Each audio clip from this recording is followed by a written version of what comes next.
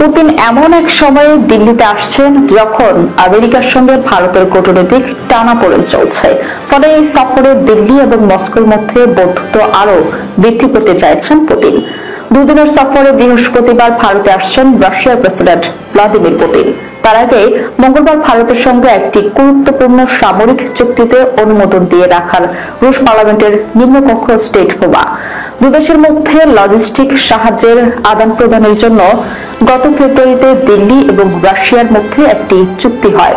চুক্তির নাম reciprocal exchange of logistic support, সংক্ষেপে RELOS। দুদেশের মধ্যে সামরিক সহযোগিতার দিক থেকে এই চুক্তিটি যথেষ্ট গুরুত্বপূর্ণ। গত সপ্তাহে এই চুক্তিটি অনুমোদনের জন্য রুশ পার্লামেন্টের নিম্নকক্ষে পাঠান সে দলের প্রধানমন্ত্রী মিখাইল মিশুস্তিন। মঙ্গলবার তাতে সবুজ সংকেত দিয়েছে নিম্নকক্ষ।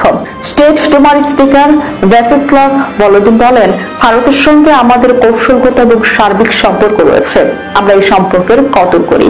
এই চুক্তির অনুমোদন পারস্পরিক সহযোগিতা এবং আমাদের সম্পর্ককে আরো দৃঢ় করবে বলে আমি বিশ্বাস করি। বস্তুত পুতিন এমন এক সময়ে দিল্লিতে আসছেন যখন আমেরিকার সঙ্গে ভারতের কূটনৈতিক টানাপোড়েন চলছে। ফলে এই সফরে দিল্লি এবং মস্কোর মধ্যে বন্ধুত্ব আরো বৃদ্ধি করতে চাইছেন পুতিন। এক্ষেত্রে রুশ তেলের পাশাপাশি অন্যতম গুরুত্বপূর্ণ হয়ে উঠতে পারে সামরিক সরঞ্জাম সংক্রান্ত বিষয়। দীর্ঘ কয়েক দশক ধরে ভারতকে যুদ্ধ সরঞ্জাম সরবরাহ করে আসছে রাশিয়া। এই অবস্থায় পুতিনের সফরের আগে রুশ পার্লামেন্টের নিম্নকক্ষের চুক্তিতে অনুমোদন যথেষ্ট তাৎপর্যপূর্ণ।